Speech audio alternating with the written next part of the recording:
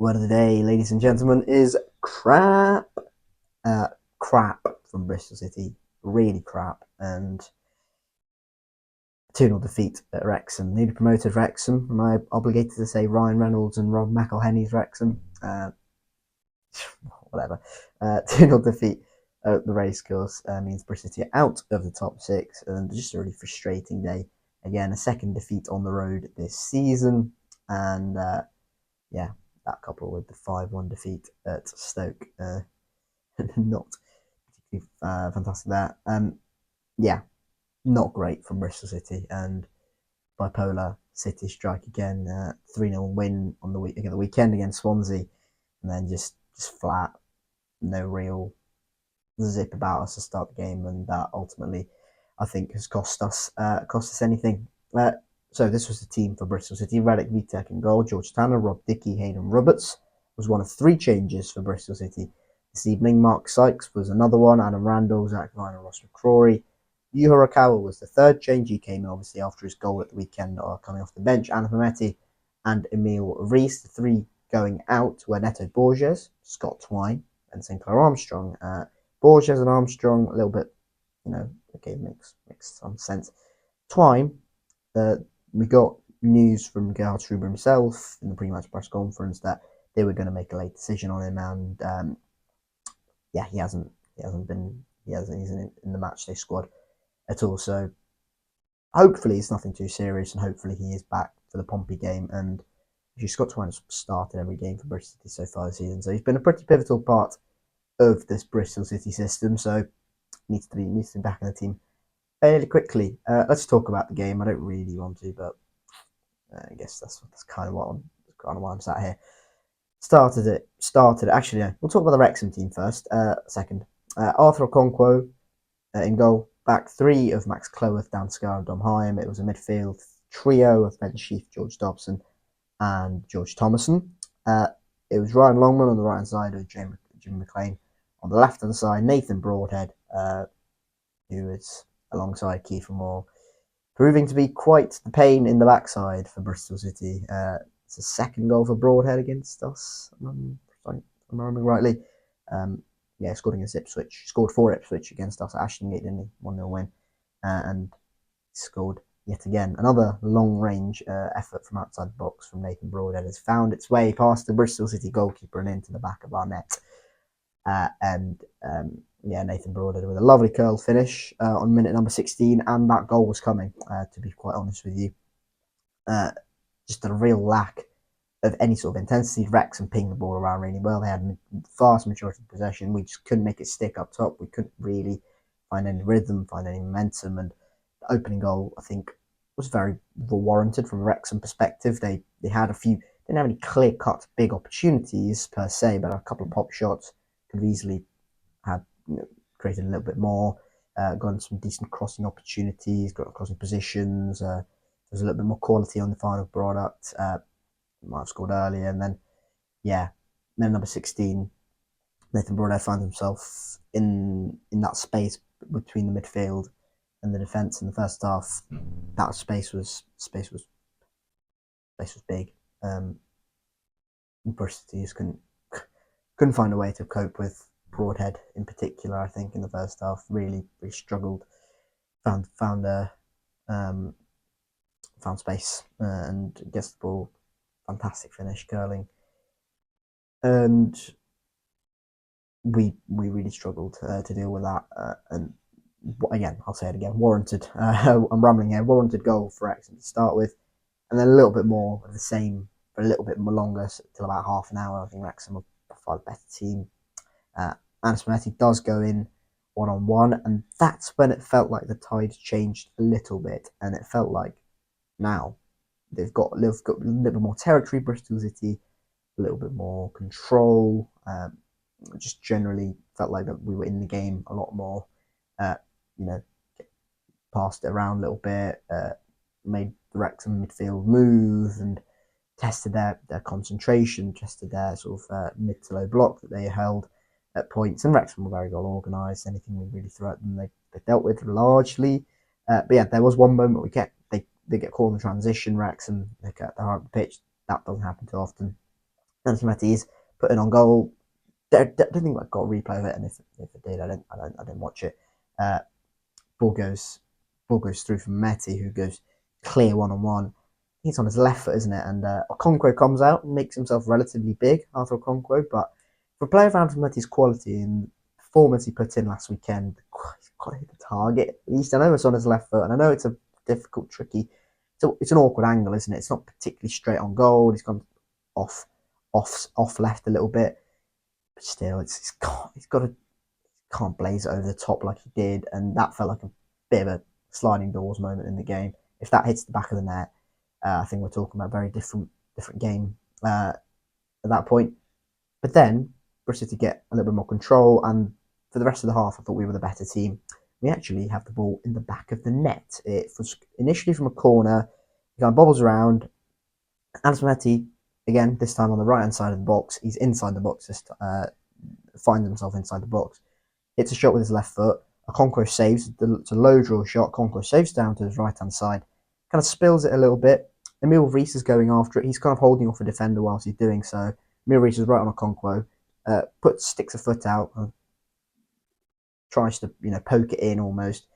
And the camera angle's ambiguous. It's really subjective, but I don't feel like there's enough in it for Okonkwo to for Okonkwo to sort of buy a meal out of that and really sort of milk it. But look, I'm not going to sit here complaining. It's not why we lost the game. But yeah, again, McCrory then fine. McCrory falls right to McCrory. McCrory's the quickest one to react onto the loose ball after sort of Okonkwo tries to grab it and then fails to do so. Yeah, okay, Rees might have made. Again, it's very sort of. It's not black and white whether Rees made sufficient contact. Probably did make contact. Sufficient enough for Okonkwo to not have any control of the ball. I don't know. Anyway, McCrory latches onto it, puts it into the back of the net. You think, we're back in this now. Score whilst you're on top. And that was a theme in this game because Wrexham have two real spells in the whole game. They score in both spells, and that was the difference. Now we didn't score in the key moments, and they did. And look who's won the game. That ball finds the back of the net, doesn't count, and then you felt like that really needed to go our way. That really needed something. I think after Anton Metti's put in, George Dobson is potentially put in on goal where he's on his left foot. That's his weaker foot, and there's obviously George Dobson, who's a defensive midfielder. Doesn't often find themselves in that advanced position. Puts it wide. Second half, we start the game. I thought second half we started better, started with a bit more intensity. I would have honestly brought Jason Knight on at half time, whether or not that's to do with fitness and stuff. Eventually, Knight was brought on in the 73rd minute, but I think I would have made that exact sub that Struber made on 73 at 45, quite honestly. Hayden Roberts. I thought he had a steady performance, but he just felt like we just needed something a little extra in midfield. And I think Hayden Roberts would have been the sacrificial lamb, if you will, because I don't think he played badly or that badly, Hayden Roberts, but just needed something different in that midfield than what allows that run to drop in and all that good stuff. But yeah, we started the game well, started the second half well, got on some good crossing positions, halved and puffed. That big chance, that big moment wasn't quite there. There were moments, but it's all there really was. There's a lot of control, a lot of passing the ball around, a lot of luring Wrexham in. I thought we pressed really well second half. I thought we zipped about really well second half and just looked like get it pass forward, run forward. Things we've been good at this season when we've played well. We did more of that second half to start with. And then once that period goes out, it was about 65 minutes, I want to say, about around there. The game dies for a little bit, peters out, and then Wrexham sniff the opportunity, and then they go in and take control of the game. And then it's a set piece, but there were moments before that. I think Josh Windass has, Kiefer Moore's put in a couple of times. He put the first identical scenario. I think he scored one like that against Coventry, where he's put in on the left hand side. He's up against Rob Dickie. Rob Dickie's had a nightmare. He must have nightmares about Kiefer Moore. Does Rob Dickie? Rob Dickie doesn't do enough in the first scenario. Kiefer Moore puts it wide of the right hand side of the post, and then the second time, Kiefer Moore is in again. Radek Vitek saves down to his left-hand side, but Windass is there. Thankfully, Zach Viner's sprinting back and gets a touch on it to not allow clean contact, and then Hayden Roberts deals with the situation. But the warning signs were there, I think, and the set piece to corner is an absolute nonsensical goal. You can't really blame anyone. You can't really blame Radek Vitek. It will go down as a Radek Vitek own goal, but George Thomason puts it in from the right-hand side, whatever it was. It's an in-swinging corner. It hits the far post, and Radek Vitek sort of jumps to try and get it. Obviously, he's not getting it. Hits the far post. It goes sort of perpendicular to the post and along the line, direction of the line, and hits Radek Vitek off his backside, and it goes into the back of the net. And you just kind of look at it and you go, yeah, this is not our day, is it? And 2-0, game's over, and Wrexham, I thought, see that quite well. And no surprises that Matthew James came on. Wrexham didn't really look in much trouble. And I know we lost, but it's good to see Matthew James back on a football pitch, watching him again. He had one moment, I think it might have been a 2-0, might have been a 1-0, can't remember, where he was on the edge of his own box and he had like a few Bristol City players surrounding him, and he just so calm, so composed, Matthew James. The typical Matthew James thing, navigating all of that, give it back to the goalkeeper, and they keep things moving. He just keeps things ticking in there, doesn't he, JMO? So, yeah, quite like Matty James as a footballer. Great player for us. So, despite being on the winning side, despite us losing, it was good to see him. Also, good to see Cameron Pring back on the pitch. And I know it was at 79, and the game was a bit far-fetched. Didn't really look like we were going to score, but good to see him back on the pitch because his dynamism, his athleticism, I think is going to be really important to Bristol City in the future. I think park this one on the table and just go, not our day.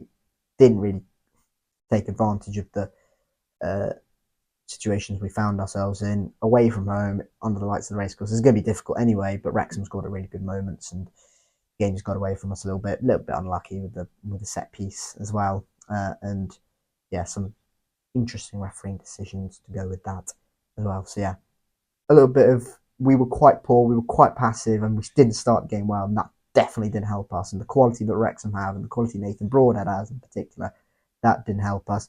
And you just have to, I think, compare how Keith Moore did today, occupying the centre backs, sort of keeping the ball, not necessarily always sort of instigating an attack, passing, spraying the ball quickly out wide or something. Just keeping the ball ticking, getting Wrexham up the pitch, and compare that to what Emile Rees did today. And this is not me slagging off Emile Rees. It was just, I think, key difference in terms of the two teams today. And also, I think Wrexham were better in both boxes. It's a bit of a cliche saying, but I think they were, and that's ultimately what's cost us. No one, I don't think anyone really had a particularly horrendous game, and no one was an absolute sort of no one really stank the gaff out, but just generally it was pretty average. And ultimately, when you come up against a team like Wrexham, who are very streetwise, very good, some very good players, and will score up good times, it's going to be pretty difficult. That is my match review for Bristol City's 2-0 defeat at Wrexham. Ended Wrexham 2, Bristol City 0 at the racecourse. The good thing about this run of fixtures coming up is that the turnaround is quick, and Bristol City, well, I noticed, didn't really pick up any injuries either. So good news on that perspective. But yeah, I think it's just got to be a brush this one under the carpet and move on, because you don't want to be putting in too many more performances like that if you want to sustain a playoff push. Crap, move on, I think, is the ultimate message from me. Thank you very much for watching this video. Like, subscribe, all that good stuff. And yeah, Hollywood FC. I'm only teasing. Phil Parkinson's Wrexham, I'll call him that.